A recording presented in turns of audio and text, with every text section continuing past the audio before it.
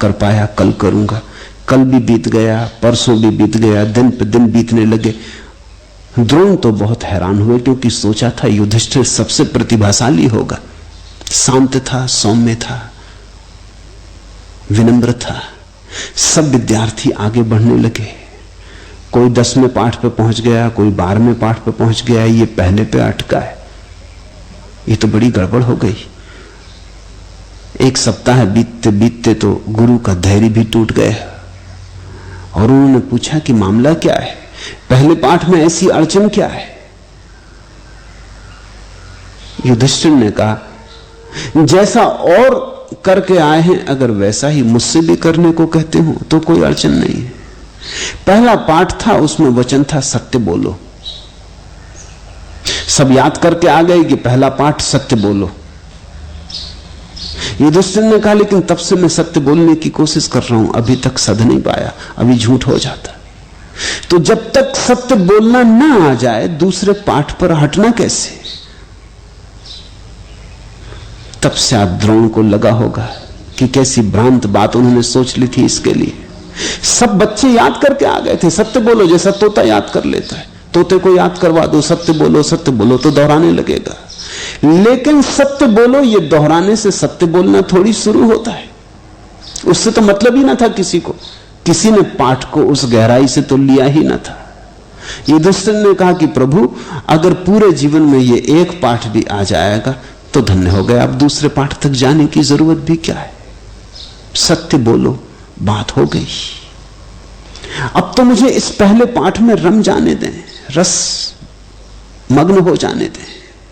तुम सुनते हो वही शब्द, वही सत्य की ओर इशारे, तुम बार बार सुन के लगता है समझ में आ गया। युधिष्ठिर बनो,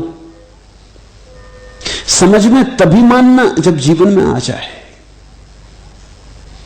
और जब तक तुम्हारे जीवन में ना आ जाए, अगर मैं दूसरे पाठों पर बढ़ जाऊं तो तुमसे मेरा संबंध छूट जाएगा। और फिर एक और अड़चन की बात है, जो मैं तुम्हें सिखा रहा हूं उसमें दूसरा पाठ ही नहीं है, बस एक ही पाठ है।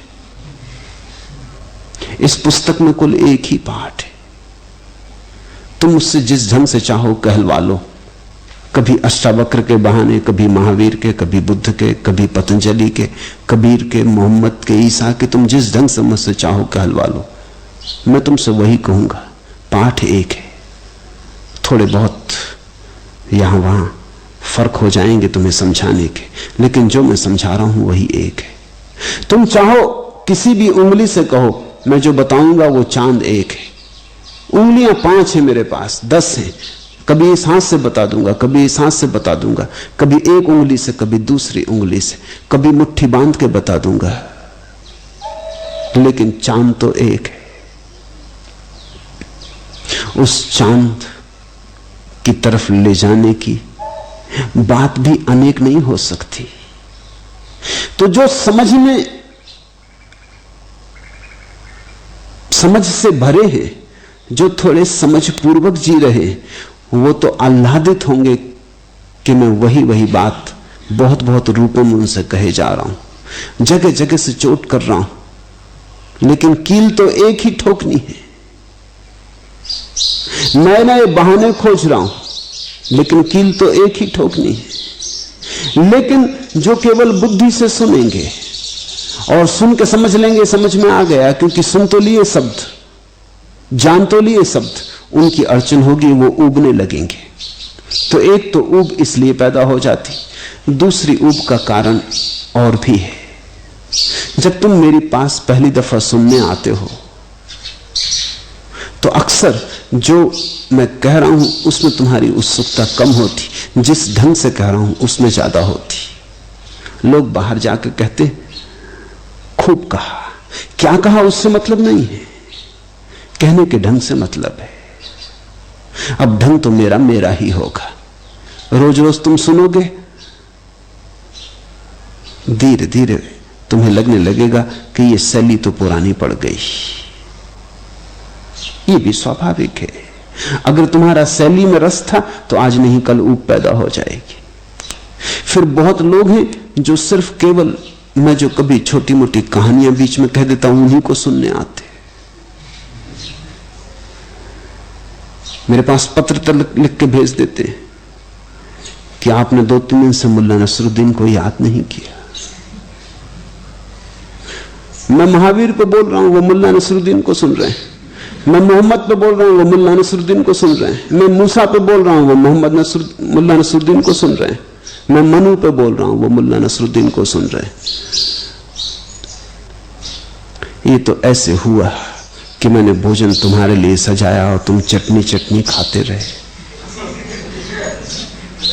चटनी स्वादिष्ट है माना, लेकिन चटनी से पुष्टि न मिलेगी। ठीक था, रोटी के लगा के खा लेते, इसलिए चटनी रखी थी कि रोटी तुम्हारे गले के नीचे उतर जाए। चटनी तो बहाना थी, रोटी को गले के नीचे ले जाना था। बिना चटनी के चली जाती तो अच्छा, नहीं जाती तो चटनी का उपयोग कर लेते। तुम रोटी भूल ही गए, तुम चटनी ही चटनी मांगने लगे। तो धीरे धीरे ऐसा आदमी भी उब जाएगा, क्योंकि वो देखेगा ये आदमी तो रोटी खिलाने पे जोर दे रहा। तुम चटनी के लिए आए, मेरा जोर रोटी पे है। चटनी का उपयोग भी करता हूं तो सिर्फ रोटी कैसे तुम्हारे गले के भीतर उतर जाए। तुम्हारे आने के कारण तुम जानो, मेरा काम मैं जानता हूं कि तुम्हारे गले के नीचे कोई सत्य उतारना है। बाकी सब आयोजन है सत्य को उतारने का। अगर तुम रूखा सूखा उतारने को राजी हो, सुविधा सरलता से हो जाएगा। अन्यथा पकवान बनाएंगे, बहाना खोजेंगे, लेकिन डालेंगे तो वही जो डालना है। तो उससे भी उब पैदा हो जाती। फिर जिसने पूछा है, समाधि ने पूछा है। एक वक्त था मैं सारे देश में घूम रहा था, मेरे बोलने का ढंग दूसरा था, भीड़ से बोल रहा था। भीड़ मेरे साथ किस तरंग में बंधी हुई नहीं थी। 1000 तरह के लोग थे। तल लोगों का स्वभाव था, लोगों का तल था। भीड़ से बोलना हो तो भीड़ की तरह बोलना होता। सारे देश में घूम रहा था। एक गांव में कभी फिर आता, साल भर बाद, 2 साल बाद। उस समय जिन लोगों ने मुझे सुना, उनकी बातें ज्यादा समझ में आ जाती थी, उनके तल की थी।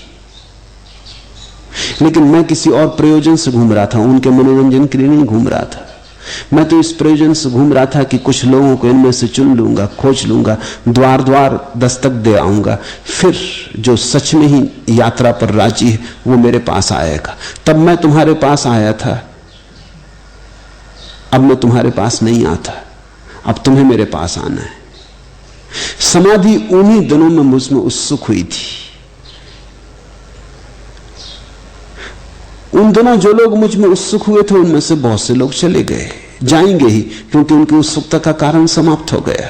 तब मैं जो बोल रहा था वो सनसनीखेज था। अब जो मैं बोल रहा हूं वो अति गंभीर है। जब मैं जो बोल रहा था वो भीड़ के लिए था, अब जो मैं बोल रहा हूं वो क्लास के लिए, वो एक विशिष्ट वर्ग के लिए, संस्कारनिष्ठ। जब जो मैं बोल रहा था वो कुतूहल जिनको था उनके लिए भी ठीक था। आज तो उनके लिए बोल रहा हूं जो जिज्ञासा से भरे, और वस्तुतः उनके लिए बोल रहा हूं जो मुमुक्षा से भरे। तो फर्क पड़ गया है। तो उन दोनों जो लोग मेरे पास आए थे, उनमें से 99% लोग चले गए। मैं जानता ही था कि वो चले जाएंगे, उनके लिए मैं बोला भी न था। वो तो 1% जो बच गए, उन्हीं के कारण मुझे 99% से भी बोलना पड़ा था। उन एक को मैंने चुन लिया है। अब यहां भीड़ से बात नहीं हो रही।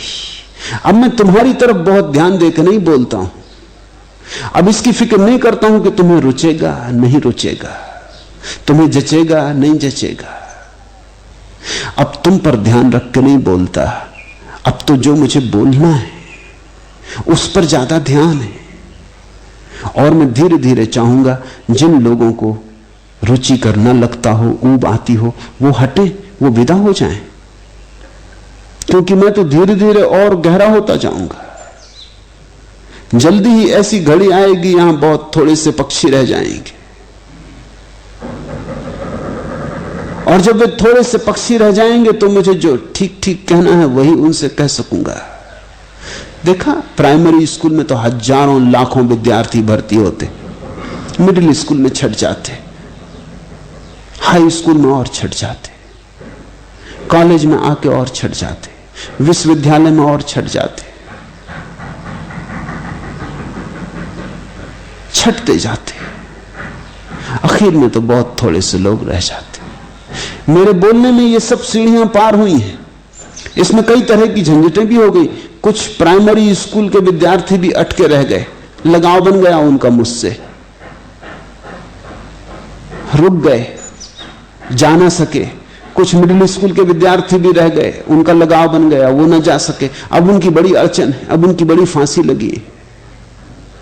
अब वो जा नहीं सकते क्योंकि मुझसे लगाव बन गया, और अब उनकी समझ में भी नहीं आता कि क्या हो रहा है, ये क्या कहा जा रहा है, ये उनसे बहुत पार पड़ रहा है। जिसको भी ऊब आती हो, या तो अपने को बदलो या मुझे छोड़ो, दो ही उपाय हैं। मैं बदलने को नहीं हूं, अब मैं कुछ ऐसी बात ना कहूंगा जिससे तुम्हारी ऊब कम हो। सच तो यह है, जो आखिर में बच जाएंगे उनके लिए मैं इस तरह से बोलूंगा कि उसमें ऊब ही ऊब होगी। तुम शायद जानते ना हो, लेकिन ऊब ध्यान का एक प्रयोग है। बचकानी आदत है कि सदा नया खिलौना चाहिए, नई चीज चाहिए, नई पत्नी चाहिए, नया मकान चाहिए। बचकानी आदत है, ये बचपना है, प्रौढ़ता नहीं है।